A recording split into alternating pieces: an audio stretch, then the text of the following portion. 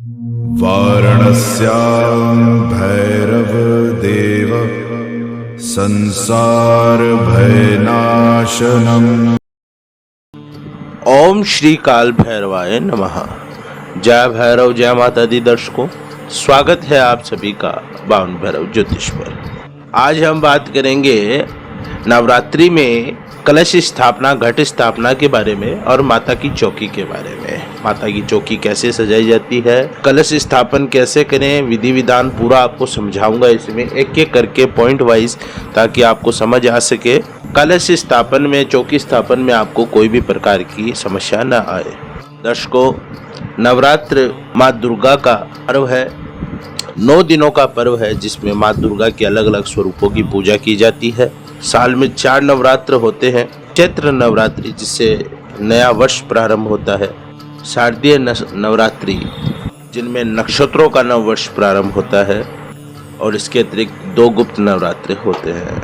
जो भक्त नवरात्र में व्रत रखता है, कलश स्थापन करता है, देवी की पूजा अर्चना करता है, उस पे माँ दुर्गा की सदैव कृपा बनी रहती है।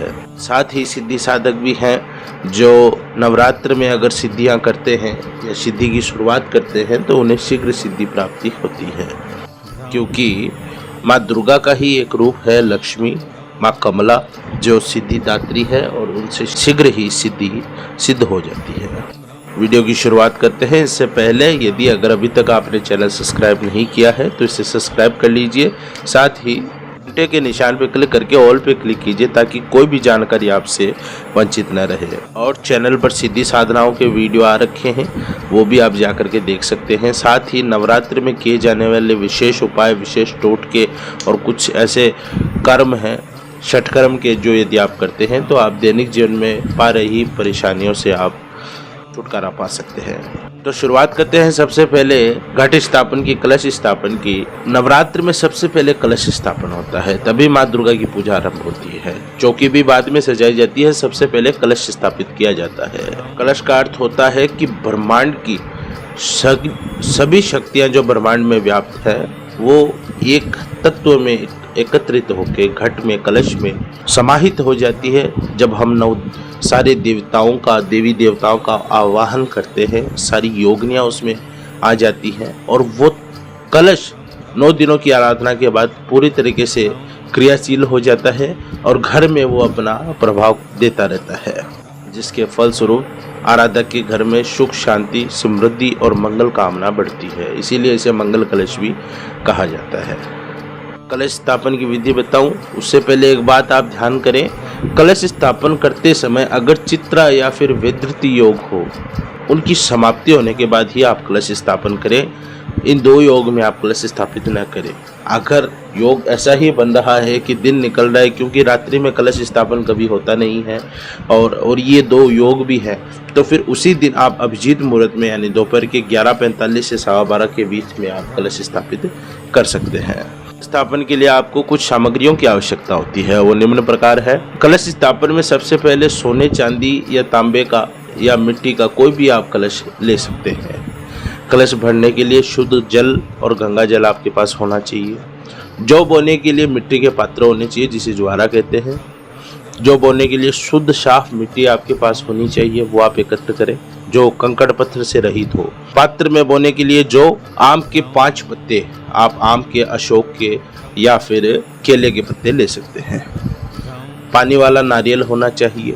नारियल पर लपेटने के लिए लाल कपड़ा, फूल माला, मोली का धागा, इत्र, साबुत सुपारी, दुर्वा।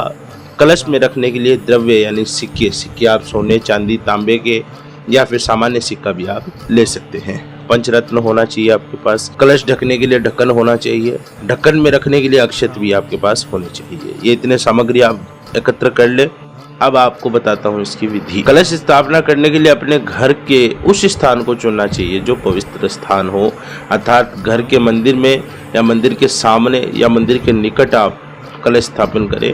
और सबसे अच्छा तो यह हो कि आप घर के ईशान कोण में, यानी उत्तर पूर्व कोण में, मध्य में आप कहीं ऐसी जगह कलश स्थापित करें जहां सिर्फ देवी दुर्गा हो, यह सबसे उत्तम रहता है। एक स्थान का आप चयन कर लें और उस स्थान पर गंगा जल डालकर सबसे पहले आप उसे शुद्ध करें। सबसे पहले कलश पर रोली से स्वस्तिक का चिन्ह बनाकर 3 धागा वाली मूली लपेटे कलश के कंठ पर और कलश को एक ओर रख ले। कलश स्थापित किए जाने वाली भूमि अथवा चौकी पर कुमकुम रोली से अष्टदल कमल बना करके निम्न मंत्र का आप भूमि से स्पर्श करवाएं। ओम भूरशी भूमिरस्य दीतिर्षि विश्वधाया विश्वस्य भुवनय धर्त्री पृथ्वीं रच्छ पृथ्वीं द्रिह ह पृथ्वीं माहि सिह। इस प्रकार आप इस मंत्र का जाप करें और धरती को स्पर्श करवाएं। कलश स्थापित करें। कलश स्थापना मंत्र इस प्रकार है। ओम जाजिघ्न कलशम महाम त्वा विशंति वंदन वह पुनरुर्जा निवर्तस्व सानः सहस्त्रम धुक्ष्वरुधरा पैस्वती पुनर्मा विस्ताद्रही। पुनः इस मंत्र का जाप करके आप कलश में गंगा जल मिला हुआ जल छोड़े और उसके बाद उसमें क्रमशः चंदन सर्वौषधि जैसे कि मूरा, चंपक, मुस्ता, वच, कुष्ठ, शिलाजीत, हल्दी, सठी, ये सब चीज़ें आप उसमें डालें। दूब, पवित्री, सप्तमृत्तिका, सुपारी, पंचरत्न द्रव्य कलश में अर्पित करें। पुनः पंच पल्लव जैसे कि मैंने आपको बताया था, आप अशोक का ले सकते हो, आम का ले सकते हो, केले का ले सकते हो, कलश के मुख पर रखें। अनंतर कलश को वस्त्र से अलंकृत करें। तत्पश्चात चावल से भरे पूर्ण पात्र को कलश के मुख पर स्थापित करें। कलश पर नारियल की स्थापना आपने करनी है। इसके बाद नारियल पर आप सबसे पहले लाल कपड़ा लपेटे और उसको मूली से लपेट दें, उसके ऊपर धागे लगा दें। नारियल को कलश के ऊपर रखें।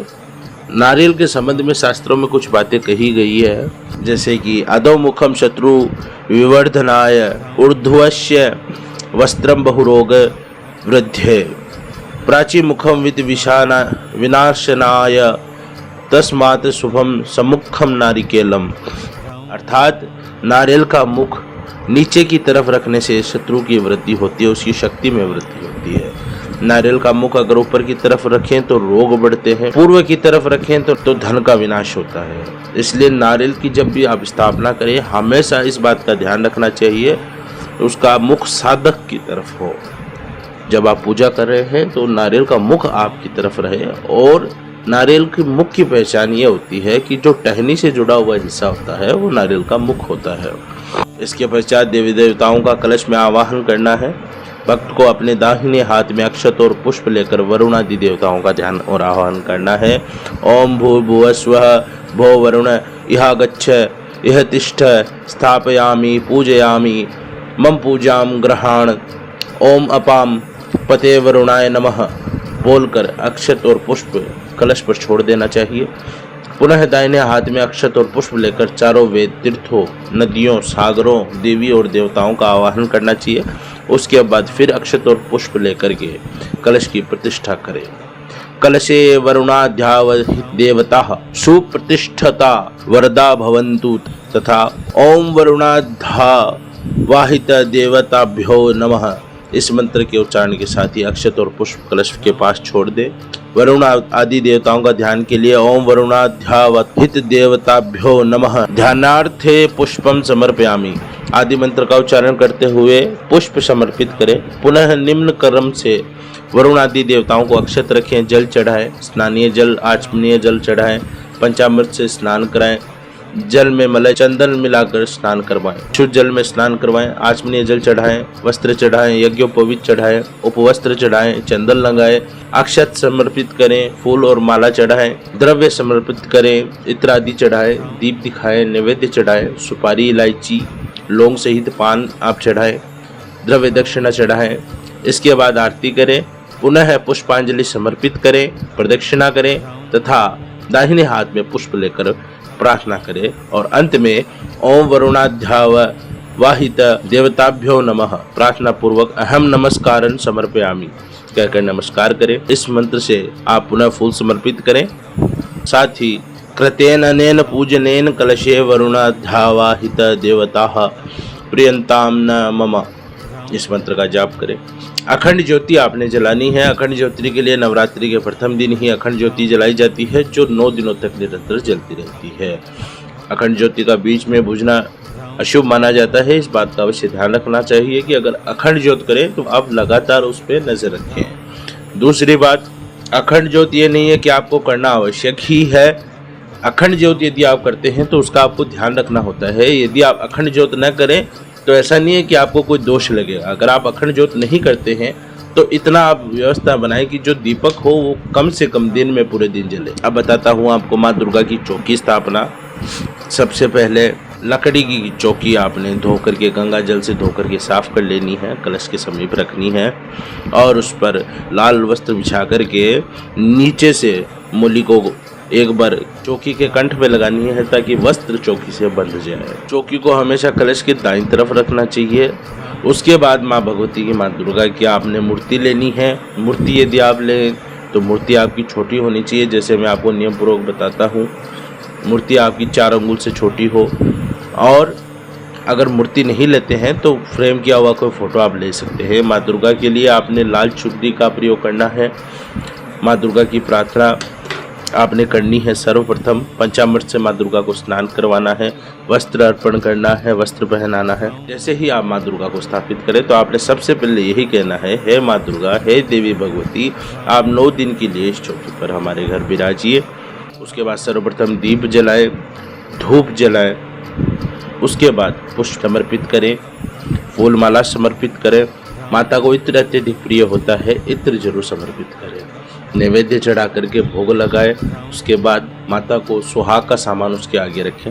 आग का सामान आप कलश के साथ ही रख सकते हैं, कलश के समीप रख सकते हैं।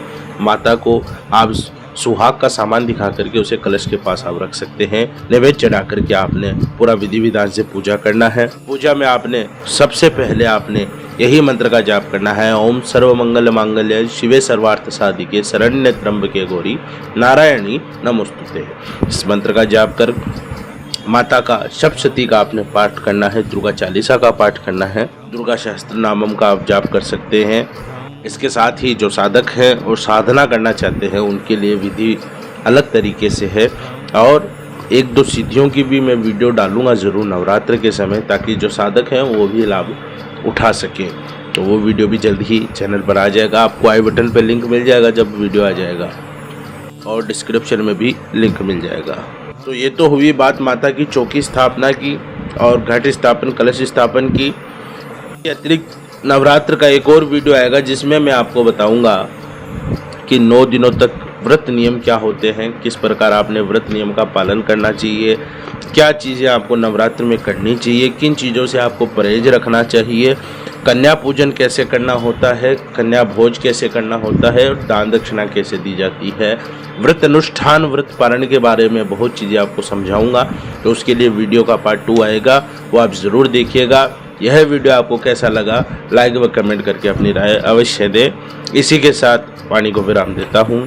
धन्यवाद। जय भैरव, जय माँ दुर्गा।